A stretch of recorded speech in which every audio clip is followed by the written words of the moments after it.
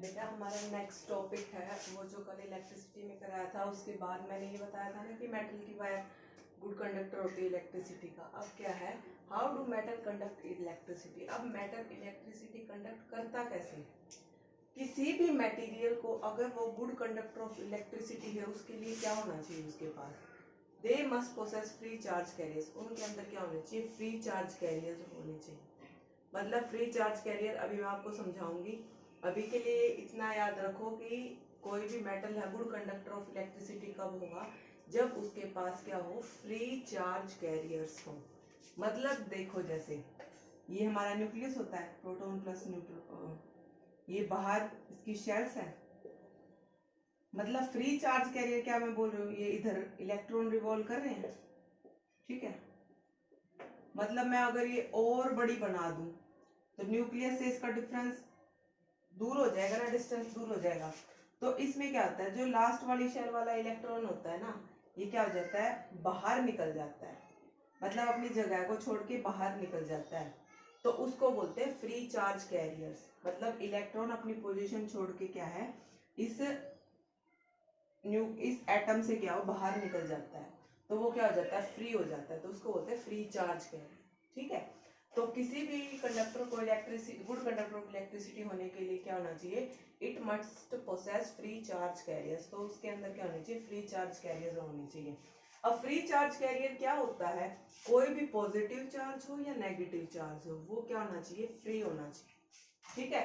Means charge move anywhere, मतलब charge है वो कहीं भी घूम सकता है, उसके ऊपर कोई रिस्ट्रिक्शन ना लगी हो। जैसे अब हमें पता है कि न्यूक्लियस के अंदर प्रोटॉन और न्यूट्रॉन होते हैं, तो वो न्यूक्लियस के अंदर ही रहते हैं ना। तो इसका मतलब क्या हो गया, उनकी बाउंडेशन होगी कि वो न्यूक्लियस से बाहर नहीं जा सकते, है ना। तो उसने क्या बोला है कि जो फ्री चार्ज कैरियर है वो क्या होने चाहिए, उनके ऊपर कोई रिस्ट्रिक्शन नहीं होनी चाहिए, वो कहीं भी मूव कर सके, ठीक है, फ्री होने चाहिए। एग्जाम्पल, अब एटम के अंदर हमें पता है प्रोटॉन न्यूट्रॉन न्यूक्लियस के अंदर प्रेजेंट है, और इलेक्ट्रॉन क्या है, चारों तरफ रिवॉल्व कर रहे हैं। तो क्या है, so there is no free charge carrier in atom. इसलिए क्या है, एटम के अंदर क्या है, कोई भी फ्री चार्ज कैरियर नहीं होता। तो वो क्या है, न्यूक्लियस के आउटसाइड मूव नहीं कर सकते। अब मैं मेटल और नॉन मेटल का डिफरेंस बताती हूँ। तो मेटल के अंदर तो क्या हो जाता है, मेटल का साइज होता है बहुत बड़ा। मेटल के अंदर अगर कोई एटम ले, उसका साइज बड़ा होता है, लेकिन नॉन मेटल के अंदर साइज छोटा होता है। अभी देखो मैं आपको बताती हूँ।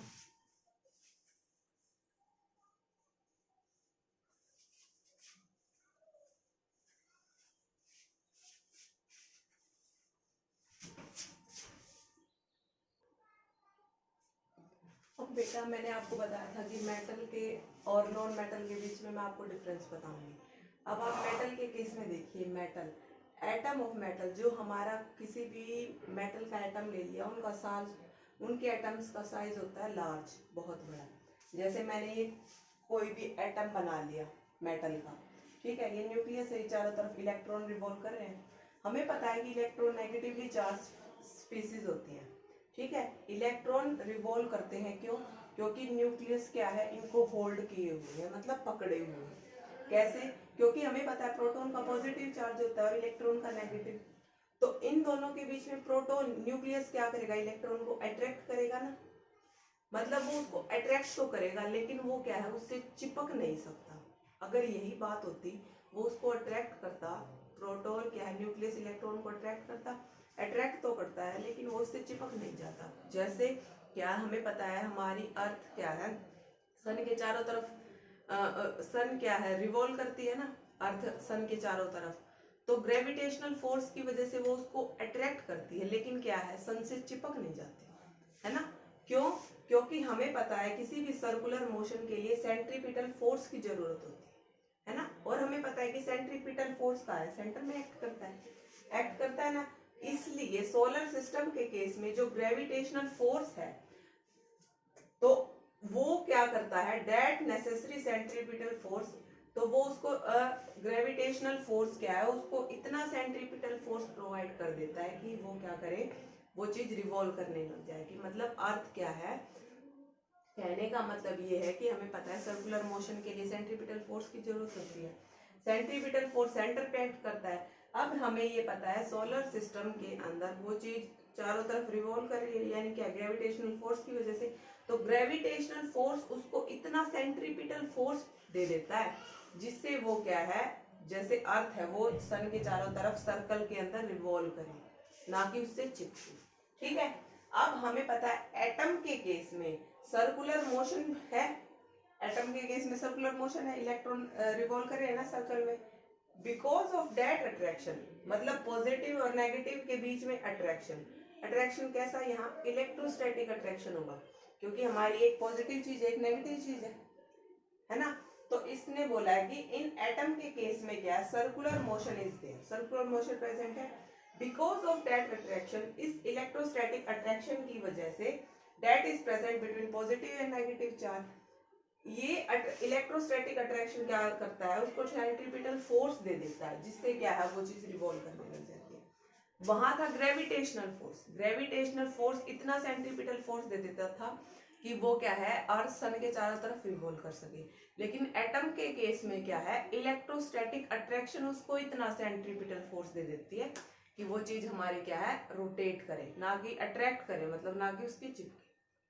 ठीक है, अब उसके बाद आप देखो, अब मैंने ये बोला है कि हमारे, अब ये देखो यहाँ मान लो कि ये है पेरेंट, मतलब ये किसी के माता पिता है, माता पिता है इधर, और ये सारे हैं इसके बच्चे। ठीक है, अब नॉन मेटल के केस में तो ये चीज अभी आपको दिखाती हूँ, या मैंने बना दिया ये न्यूक्लियस।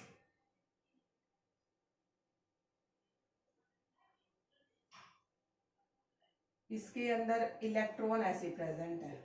मैंने बोला है मेटल के केस में एटम का साइज बहुत बड़ा होता है, लेकिन नॉन मेटल के केस में क्या होता है, यही साइज क्या होता है, छोटा। दिखाई दे क्या, एक तो ये इतना बड़ा ब्रॉड साइज है और ये इतना छोटा सा है। अब ये देखो लास्ट शेल तक जाते जाते इन दोनों के बीच में क्या डिस्टेंस इंक्रीज हो रहा है। मतलब मान लो कि ये कोई माता पिता है और ये कोई माता पिता है, इसके ये इतने बच्चे हैं, उसके इतने बच्चे हैं, लेकिन एक बच्चा तो पढ़ रहा है बाहर हॉस्टल में, ठीक है, और इसके बच्चे पढ़ रहे हैं यही गांव के स्कूल में।